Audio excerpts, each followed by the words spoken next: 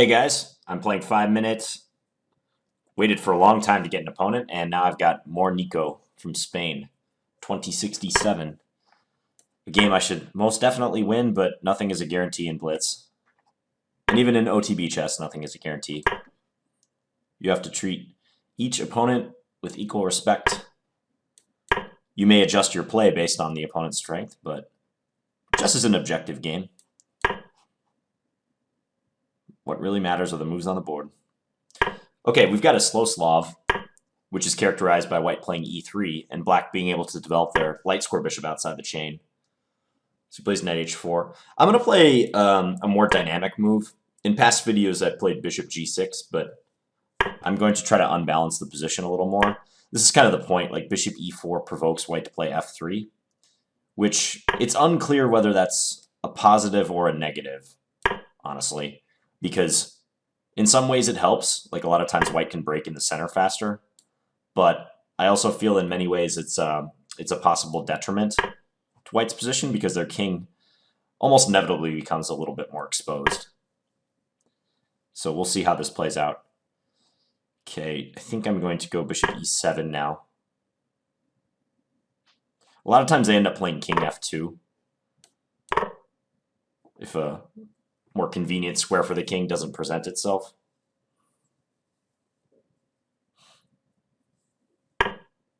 Plays bishop e2. He's kind of holding my bishop hostage at the moment.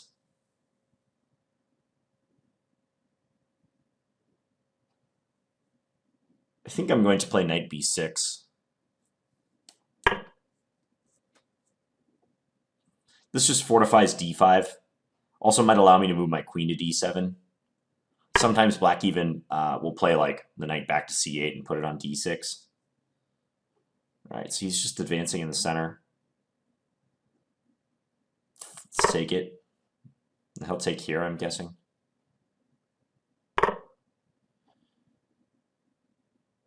There's just some fun stuff I'm looking at, like taking on f3 is an in-between move at the moment. Seems very risky, though. Yeah, just keep it simple.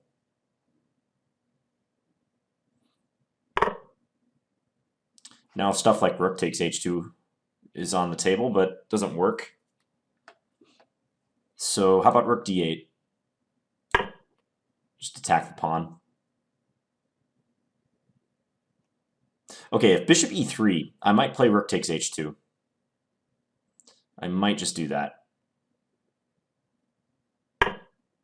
He plays bishop f4 instead. It's probably a better choice because then he can castle queenside next move. Yeah, it's a better choice. Okay, queen d7.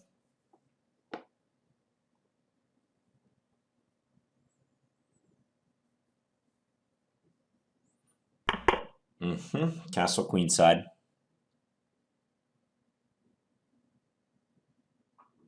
Maybe knight g4.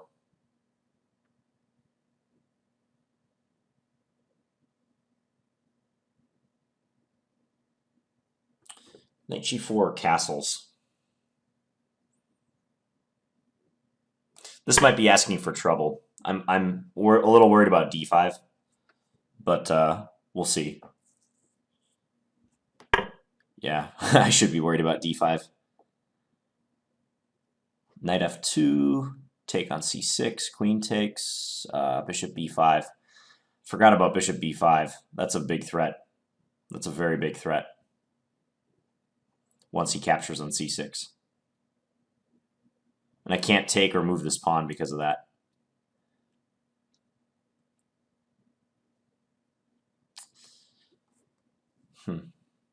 Yeah, I asked too much of my position.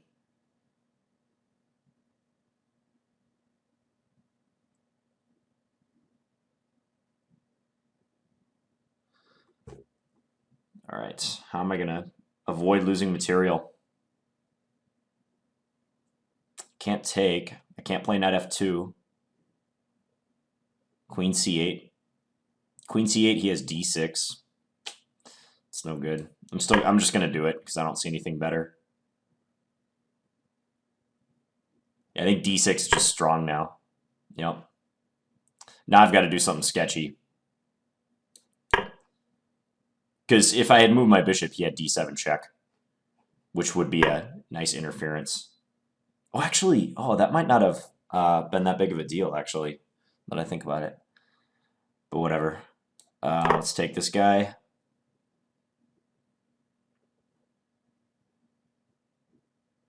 Take my bishop, yep. Rook d7.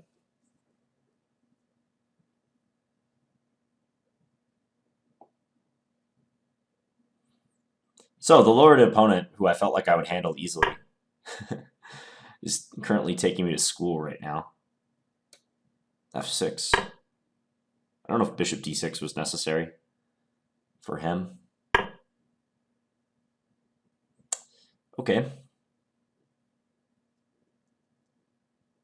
That's good, though.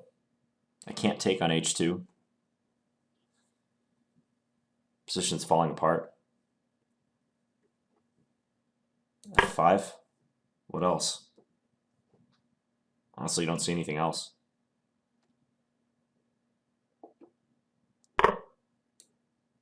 Take. Really? Oh, you have queen f7. Nice one. Very nice. Yeah, I'm busted. Bad game. Very bad game. Just nothing I can even really do. All the tactics work for him. Yeah, if I take his bishop, just queen f7 check. I'm losing.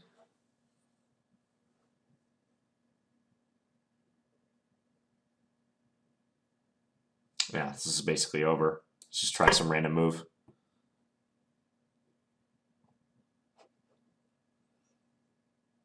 He just takes it on f6 and I'm dead.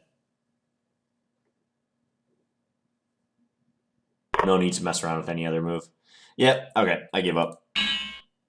Oh, this guy was provisional. I've ran into a couple provisional players tonight. He's only got 2 games. I mean, hard to know how good he is. But I actually played one other provisional game. I'm a little suspicious about the player I played in this other one. But who knows about this guy? Yeah, he seems to have played a good game. Let's see.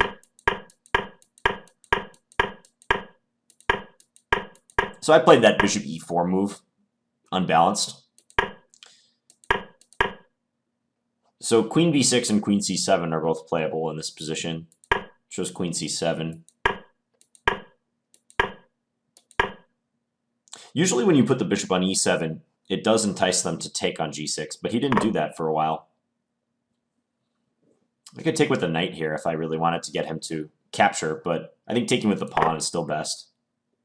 E takes. Knight b6. That move, I don't know. I'm not too happy about that move in retrospect. I feel like maybe I should have just castled. Castle short. Anything else I could have done here? Maybe. Castle short seems fine. So knight b6, he broke in the center. Take, take. Yeah, I briefly considered something radical like that, but no way. And I lose f7, and even if I got this knight, this would be a very marginal proposition at best. So just take it back. Now, cool stuff like queen takes g3 or rook takes h2 is always in the air, but it doesn't really work. I played rook d8. Bishop f4 was a very good and annoying move by him. Because if he had simply defended the pawn like this, I think then I could play this move. With the point being that after rook takes h2, queen takes g3, I'm going to get either his rook or his bishop. And I think I'll have good compensation. Like, let's say rook f2 and then take. Yeah, I think I would be okay playing this here and maybe here. Black should be okay. But he played bishop f4, which is strong, because that inconveniences my queen. My queen was standing well on c7, and now it's got to move to a worse square. And knight g4 was just dumb. I don't know why I did that. I even saw that d5 was a good move, and I still went for this. Yeah, I should have just castled. So this has happened a couple times in recent videos. I've made a move, like even seeing that he had a strong reply. It's almost like hope chess. I don't know what it is. Just like asking for punishment. Yeah, he played d5. Honestly, I think my position's busted at this point. Like, let's just take a look. Yeah. Plus 3.5. If I castle, is it that bad? Not too bad. Still pretty darn favorable to white, but not so bad. So this, d5, queen comes back, d6. Yeah, and then knight f2. I was mentioning how I thought d7 was a threat. So if I move this and then d7 check, though. Check. Okay, okay. I thought I maybe could have played rook takes d7, but that's not the case, because take takes, check. And yeah, he can take with the queen or take with the bishop. I thought I might be getting some material back because of queen takes g4, but he can avert that. Yeah, so I'm just losing. Knight f2 is a desperate attempt at some sort of counterplay, but he wasn't fooled. Yeah, and this was just brutal after this. He played the best move on pretty much every move. Rook takes f5 is winning for him here.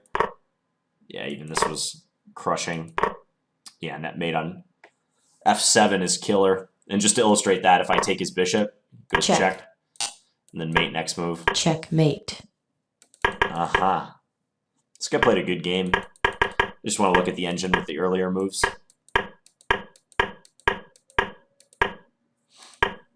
This is all theory.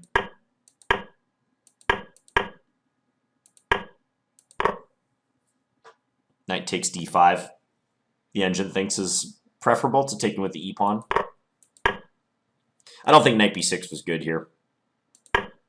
If I could do one move different in the opening, that would be it. Yeah, knight f8, maybe that's more reasonable. And come to the e6 square with this knight. Yeah, knight b6 was garbage.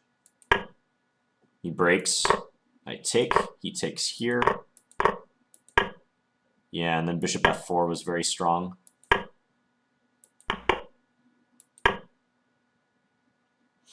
Yeah, and we saw the rest. Okay. All right, well, I got to get a better game next time. No more losing to 2000s, although this guy was provisional. Looks to be much better than that. So we'll see. All right, hope you guys enjoyed that Slav game, and I'll be back with another 5 minute shortly. All right, bye, guys.